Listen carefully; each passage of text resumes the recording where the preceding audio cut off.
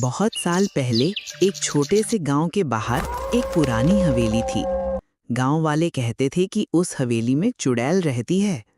रात होते ही वहां से अजीब सी चीखें, रोने की आवाजें और कभी-कभी डरावनी हंसी सुनाई देती थी। गांव के लोग इतने डर गए थे कि वहां से गुजरने तक की हिम्मत नहीं करते थे। गांव में 3 बच्चे रहते थे, मोनू, सोनू और पिंकी।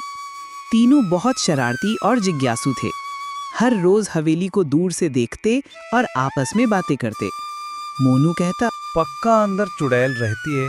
पिंकी डर जाती और कहती, हमें वहाँ नहीं जाना चाहिए। लेकिन सोनू सबसे बहादुर था, बोला, डरने से अच्छा है सच्चाई देखना।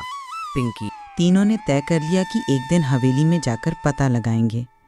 एक रात जब पूरा गांव सो रहा था, तीनों ने लालटेन उठाई और चुपके चुपके हवेली की ओर चल पड़े।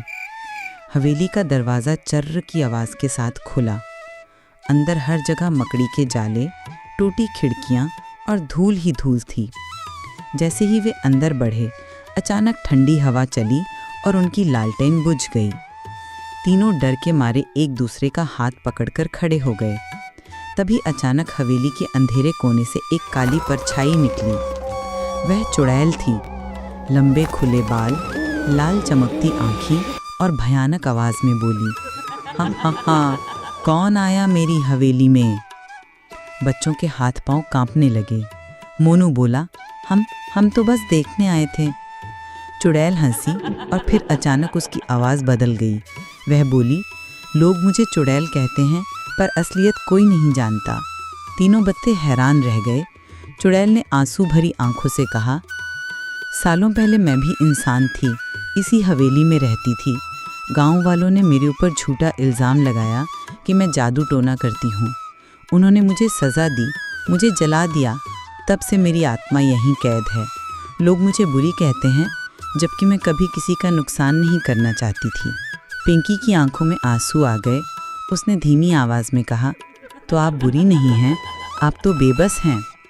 चुड़ैल ने कहा, हाँ बच्चों, मैं चाहती हूँ कि कोई मेरी सच्चाई सबको बताए, ताकि मेरी आत्मा को शांति मिले। अगले दिन बच्चों ने गांव में सबको सच बताया।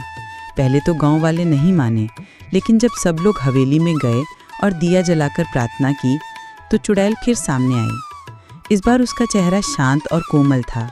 वह बोली, धन्यवाद बच्चों, तुमने मेरी सच्चाई सबको बता दी।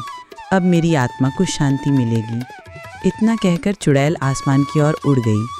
हवेली का अंधेरा मिट गया और चारों तरफ उजाला फैल गया। गांव वाले हैरान थे कि जिसे वे डरावनी चुड़ैल समझते थे, वह दरअसल एक बेबस आत्मा थी। उस दिन के बाद गांव वाले हवेली से नहीं डरते थे। वहां मंदिर बना दिया गया और सब लोग समझ गए कि डर अक्सर हमारी गलतफहमी से पैदा होता है और सच्चाई का सामना करने वाला ही असली बहादुर होता है।